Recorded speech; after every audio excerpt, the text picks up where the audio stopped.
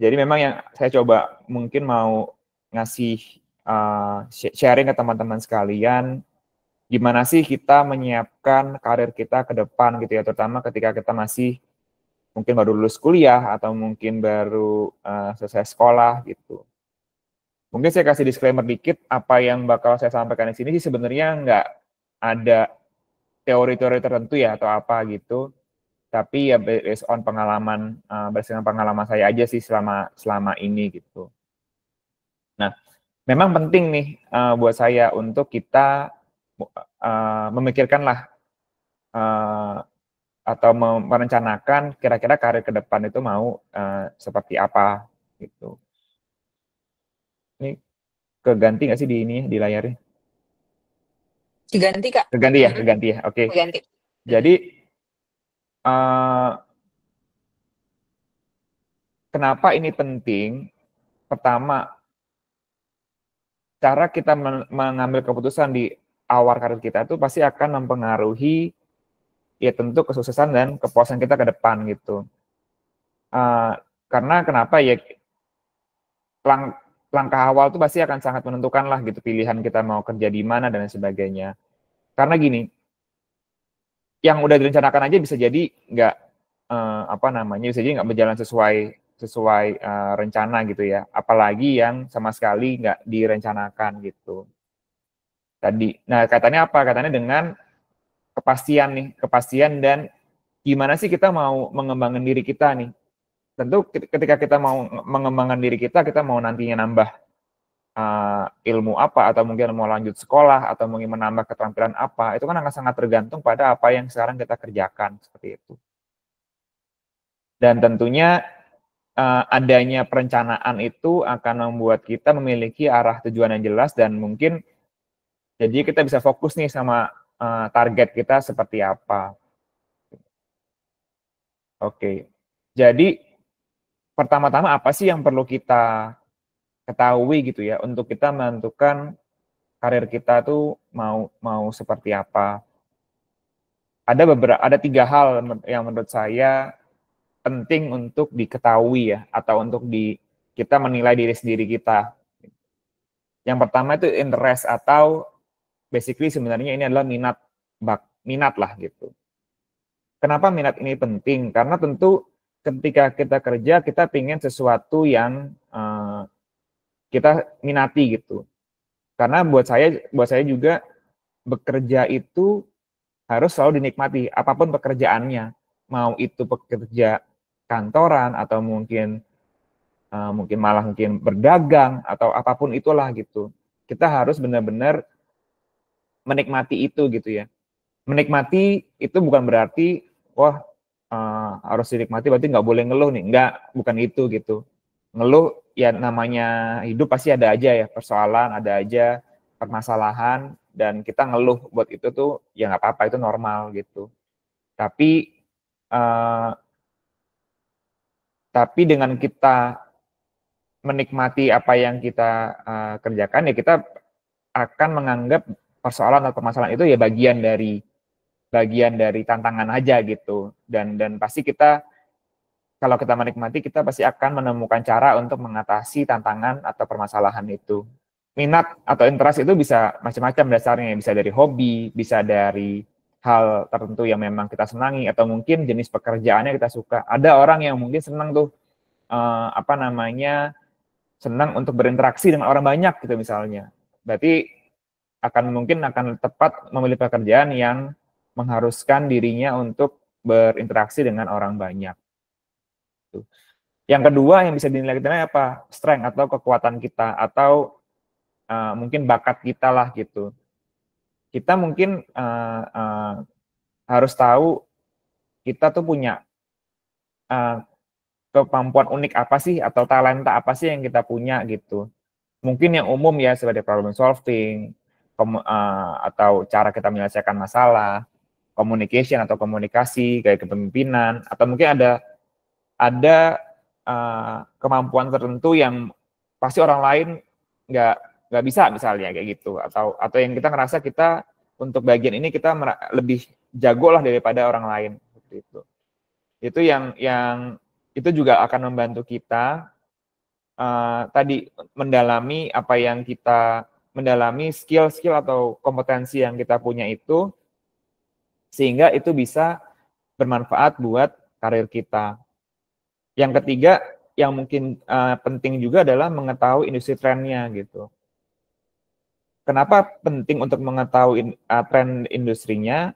Biar kita tahu karir yang cocok buat kita tuh apa gitu. Karena gini, namanya karir, nggak bohong lah, pasti semua orang ada ngincer untuk mendapatkan remunerasi ya atau penghasilan gitu. Kita untuk tahu kira-kira kita bisa mendapatkan penghasilan berapa nantinya ketika kita sudah bekerja, ya tentu kita harus tahu industri trennya gitu. Oh, kita tahu mungkin kerja di contoh aja saya sih nggak tahu, saya bukan berdasarkan data ini. Misalnya, oh kerja di bank penghasilannya mungkin lebih gede, atau mungkin yang sempat booming kerja di startup lumayan nih penghasilannya gitu. Nah, jadi dengan mengetahui itu kita bisa punya target. Oh, kalau mau kerja di industri yang ini yang menurut kita bagus ini, kita harus punya skill-skill ini gitu. Atau mungkin kita bisa mengembangkan diri kita untuk supaya kita bisa diterima di perusahaan yang memang industrinya sedang berkembang atau industri yang diminati. Itu 3 hal yang menurut saya penting untuk kita menilai diri kita atau menyiapkan diri kita sebelum atau ketika merencanakan karir kita. Kemudian setelah kita merencanakan, tentu kita harus mengembangkan skill kita gitu ya, atau skill atau kemampuan. Apa aja sih yang perlu kita lakukan ya terkait pengembangan skill atau pengembangan kemampuan?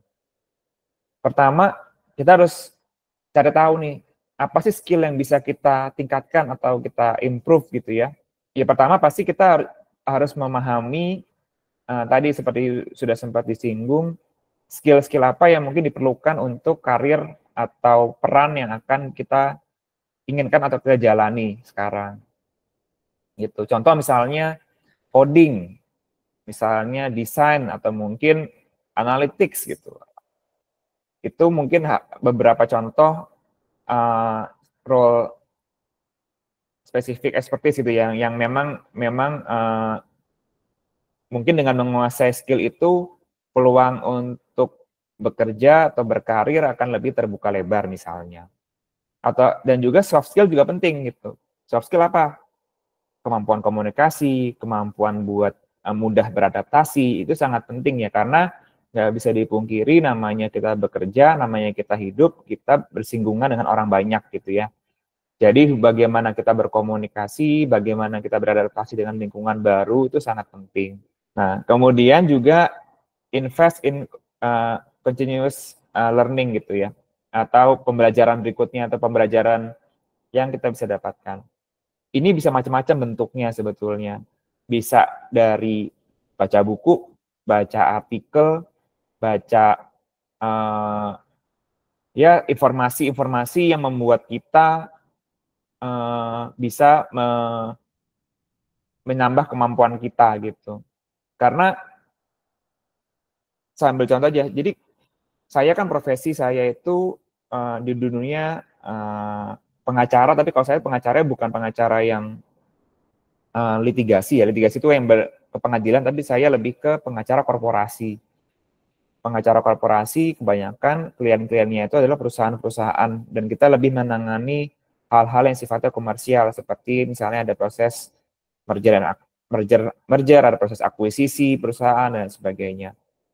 Nah, dalam hal ini penting buat saya ketika berbicara dengan calon klien untuk saya mengetahui bisnis klien tersebut gitu. Karena tadi saya sebagai pengacara korporasi, saya tuntut untuk memberikan solusi kan kepada klien saya yang merupakan perusahaan. Saya harus tahu tuh perusahaan ini menjalankan usaha apa, usahanya tuh seperti apa, kira-kira poin-poin seperti apa yang kira-kira bakal menguntungkan klien saya ini. Jadi ketika saya berbicara dengan calon klien ini, klien saya bisa percaya nih, oh iya bener nih si Alvin ini memang mengetahui nih apa yang kita butuh lah seperti itu. Atau mungkin kalau lebih ini lagi, kalau tadi baca buku, baca artikel segala itu kan investasi dalam hal waktu ya gitu. Jadi mungkin kurangin tuh waktu mainnya, tapi banyakin baca-baca literatur yang bisa menambah kemampuan. Bisa juga kalau ada rezeki lebih, mungkin mendaftar di online courses ya gitu kan. Sekarang banyak banget tuh yang tersedia gitu. Walaupun sebenarnya juga tapi harus dipahami, mau kita bayar di tempat kursus manapun, mau seberapa mahal pun kita bayar, kalau kita nggak bisa menerapkan, nggak mempelajari dengan baik dan menerapkan apa yang kita pelajari, tentu juga jadinya percuma juga gitu. Karena kan itu bukan sekedar apa namanya belajar aja, tapi gimana kita bisa mengimplementasikan apa yang kita pelajari gitu. Kemudian skill yang bisa dikembangkan lagi adalah menambahkan pengalaman-pengalaman praktikal gitu, dan juga menerima masukan. Nah, pengalaman praktikal ini penting gitu. Zaman sekarang menurut saya misalnya, karena saya sekarang udah punya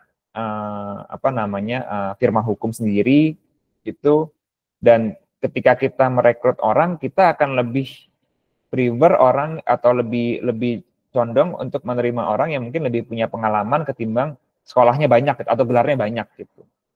Karena pengalaman merupakan sebenarnya kunci utama lah gitu ketimbang sekolah lama-lama. Bukan berarti sekolah lama itu salah, nggak juga sebetulnya. Tapi lebih ke dengan pengalaman artinya kita bisa tahu kalau ada sesuatu, ada tantangan A, ini misalnya kita harus mengatasinya seperti apa dan lain sebagainya. Kalau kita ditanya A, kita udah tahu jawabnya harus seperti apa dan lain sebagainya. Nah, pengalaman ini memang banyak bisa macam-macam ya. Tentu mungkin teman-teman ada yang bertanya, lah gimana mendapat pengalaman kalau belum kerja gitu. Nah, tapi ini sebenarnya bisa dicari jawabannya dengan apa? Dengan mungkin bertanya kepada orang yang mungkin sudah pengalaman, atau mungkin dengan saudara, dengan teman-teman yang lebih senior gitu. Itulah mungkin konteksnya. Mungkin teman-teman suka dengar ada orang sering berkata, oh kalau di kuliah atau di sekolah bagus kalau kita berorganisasi misalnya gitu. Karena bisa belajar dari orang banyak gitu. Itu benar gitu, benar, tapi tadi ya, selama kita ada ikut organisasi atau apapun, itu ada purpose-nya gitu, ada tujuannya lah kenapa kita mengikuti itu gitu. Tadi mungkin buat kita bisa dapat pengalaman lebih, kita bisa punya mentor, kita bisa punya teman yang atau punya senior yang kita bisa bisa buat ditanya seperti itu gitu. Sekedar masuk organisasi tapi kita tanpa ada dalam tanda kutip nggak ada juntrungannya gitu juga mungkin nggak akan jadi apa-apa juga gitu. Itu yang penting. Nah, sekarang tadi kita udah bicara mengenai perencanaan karir ke depan, kemudian juga peningkatan skill atau kemampuan. Karena gimana nih strateginya nih ketika kita mulai masuk dunia kerja nih, atau mungkin ketika masuk tahun-tahun awal kerja untuk mencapai tingkatan berikutnya gitu, atau mungkin kalau sesuai dengan topik hari ini dari internship menjadi full time gitu, dari magang menjadi karyawan yang memang tetap lah, atau mungkin mendapatkan posisi yang tetap gitu. Nah, pertama yang bisa dilakukan tentu menjalin hubungan yang baik ya, dan memiliki jaringan lah, bangun network gitu. Apa sih maksudnya gitu? Ya tentu kita sebagai orang baru nantinya, sebagai anak magang gitu, atau mungkin sebagai orang yang baru kerja, kita harus harus proaktif tuh. Kita harus sering bertanya, kita harus sebanyak mungkin menjalin pertemanan dengan orang-orang yang ada di kantor gitu, atau mungkin dengan kolega kerja gitu. Kemudian juga ya sering bertanya, sering belajar gitu, dan berusaha memahami apa yang mungkin di kantor itu ada pengerjakan. Mungkin juga, tapi ini ya juga nggak bisa terlalu bertanya yang mengganggu ya gitu. Itu yang harus ada kadarnya lah gitu kira-kira. Tapi memang dengan itu kita jadi bisa memahami ini. Kalau saya tuh waktu saya di awal-awal kerja, saya yang poin yang coba saya tanam di kepala saya adalah saya harus tahu basic skill apa sih yang saya perlu punya nih di posisi kerja saya ini gitu. Dan saya merasa saya harus punya itu gitu. Jadi paling tidak saya merasa saya sudah masuk ke standar yang diinginkan oleh kantor tempat saya bekerja gitu. Itu menurut saya penting ya. Dan itu berlaku menurut saya bisa di apapun sih, di jenis pekerjaan apapun gitu. Karena pasti namanya pekerjaan membutuhkan skill-skill tertentu, mulai dari pekerja kantoran sampai apapun itulah gitu. Apapun pekerjaannya pasti ada skill dasar yang memang harus dipenuhi gitu. Contoh ekstrim ya, contoh ekstrim. Kalau kita ternyata mau jadi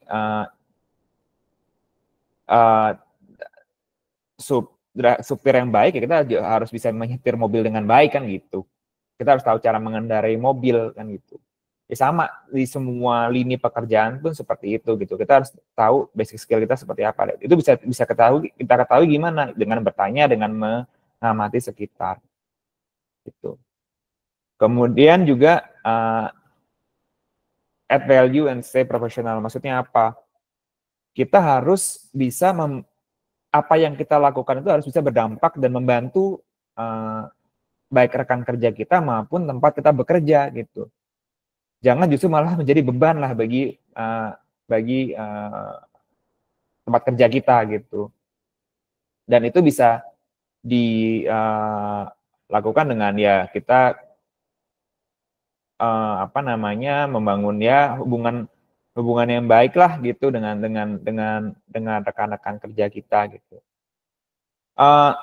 Ada satu hal yang menarik yang saya mau share juga. Jadi waktu saya kerja di Gojek itu punya beberapa prinsip yang harus yang diajarkanlah kepada kita, ke karyawannya waktu itu. Salah satu prinsipnya itu adalah kita harus menghargai waktu orang lain itu. Maksudnya apa waktu menghargai waktu orang lain itu? Ini maksudnya luas ya, nggak sekedar cuman kalau meeting nggak boleh telat misalnya gitu. Itu udah pasti lah ya. Atau mungkin kita udah punya janji nggak boleh telat, itu juga udah pasti. Contoh lainnya apa? Contoh lainnya adalah ketika kita bertanya kepada orang lain, usahakan kita bertanya itu juga bertanya yang bukan karena kita bertanya karena kita malas nyari, bukan gitu, tapi kita bertanya karena memang kita perlu untuk menanyakan itu gitu. Sehingga orang yang tanya pun juga nggak ngerasa kayak, ini kamu aja yang malas apa kamu nggak ngerti ya gitu. Karena kan beda ya antara orang yang memang tidak mengerti sama orang yang memang malas untuk mencari tahu dulu gitu. Itu yang menurut saya itu sangat penting ya di dunia profesional, di dunia kerja gitu. Karena ya pasti masing-masing orang sudah punya kesibukannya masing-masing, dan tapi bukan berarti sebenarnya orang dengan kesibukan itu kita nggak mau berbagi satu sama lain ilmu, enggak gitu, tapi lebih ke ya dengan kita mungkin terlebih dahulu mencari tahu dulu, tapi kita mungkin ingin mencari tahu lebih dalam lagi dengan bertanya kepada orang lain, itu bisa menimbulkan juga diskusi yang akhirnya lebih bermanfaat lah gitu. Nah, kemudian apa? Kemudian kita juga harus rajin-rajin meminta feedback nih dari rekan kerja kita, dari atasan kita gitu. Apa sih kenapa feedback ini penting ya gitu?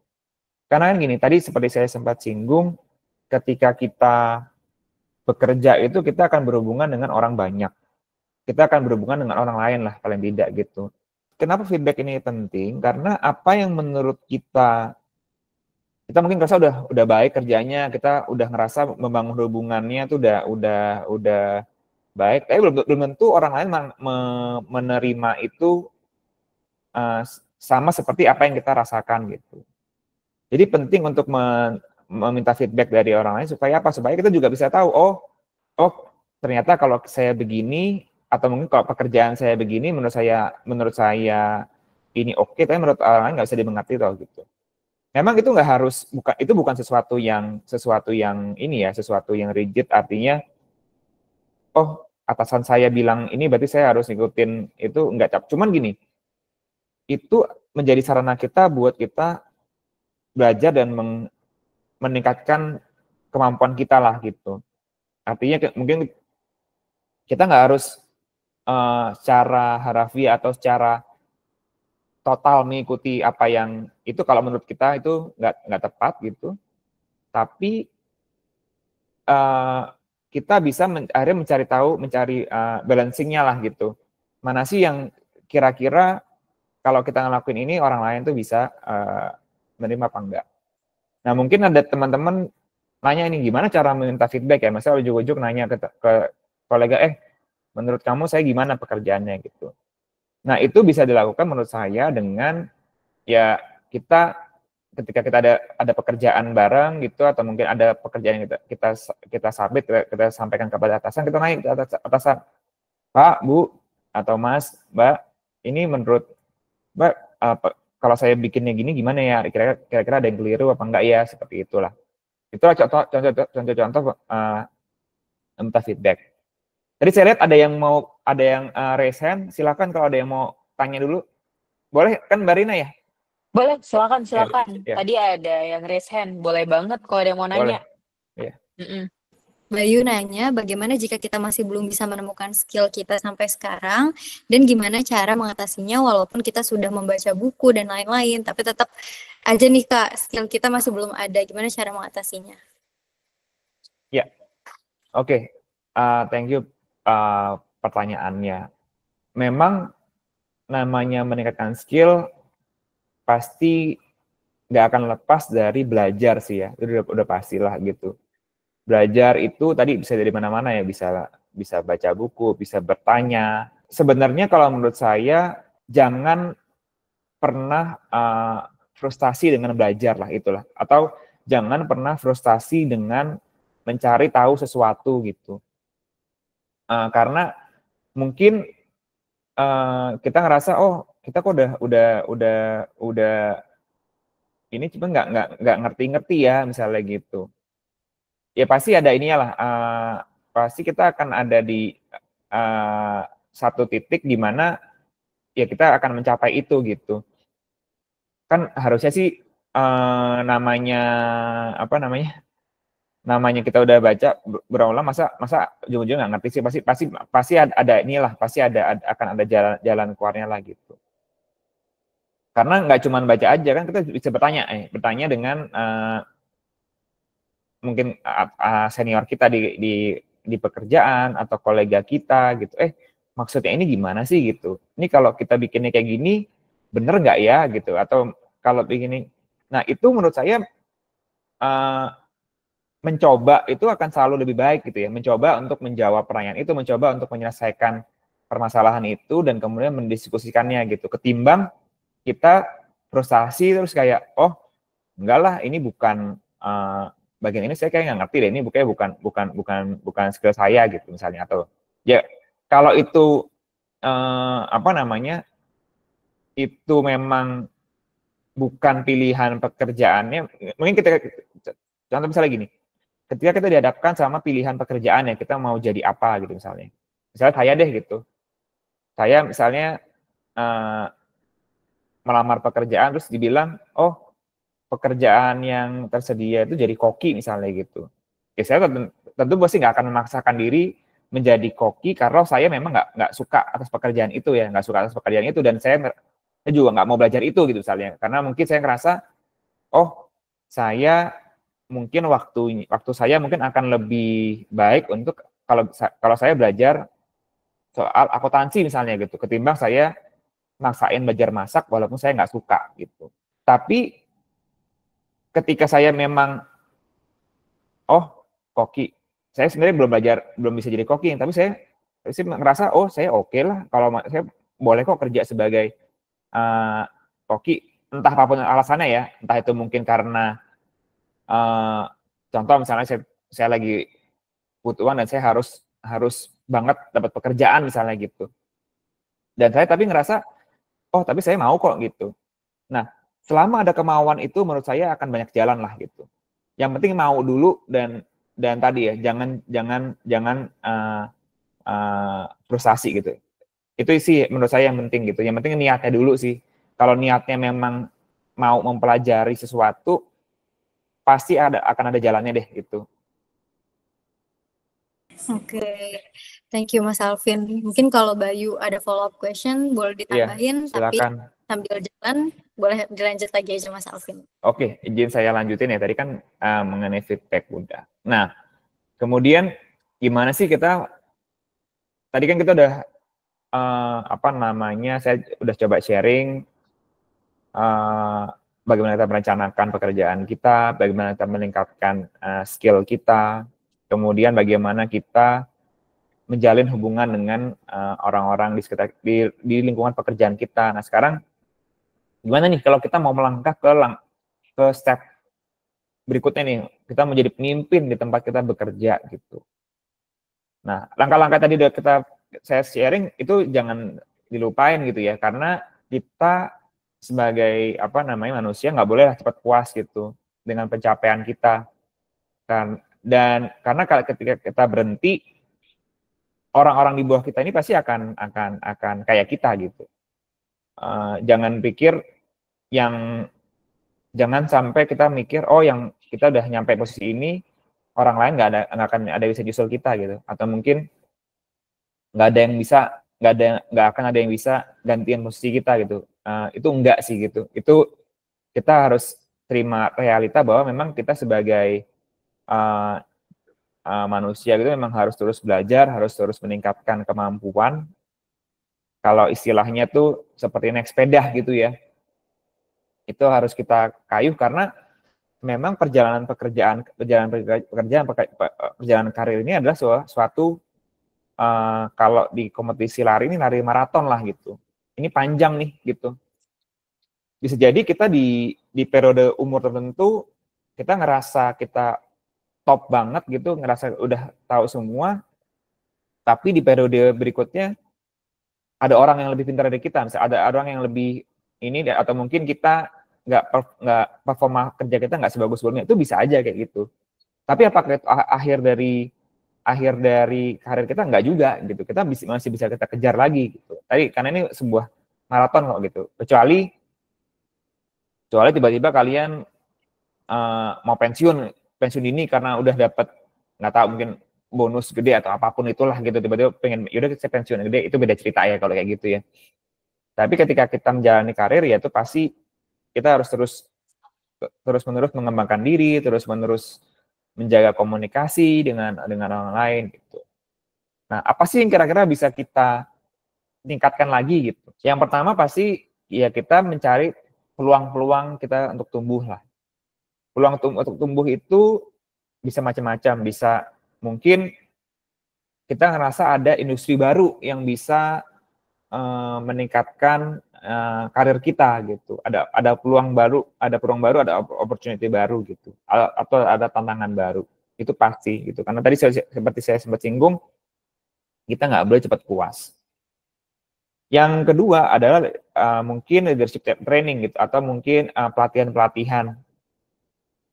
Maksudnya apa sih beda dengan yang lain? Nah, pelatihan ini mungkin pelatihan yang sifatnya spesifik gitu. Mungkin kita mau lebih jago lagi komunikasinya, atau mungkin kita mau punya strategic thinking yang lebih baik gitu. Ini bisa macam-macam sih, bisa mengikuti konferensi, bisa mengikuti workshop, atau mungkin bisa lanjut sekolah ya gitu, seperti ambil S2, master dan lain sebagainya. Itu ya peningkatan skill ini seperti saya sampaikan sangat penting untuk ya biar kita nggak ketinggalan gitu dengan keadaan yang ada. Ya, saya kira itu yang bisa saya paparkan, Mbak Rina, Mbak Yuni,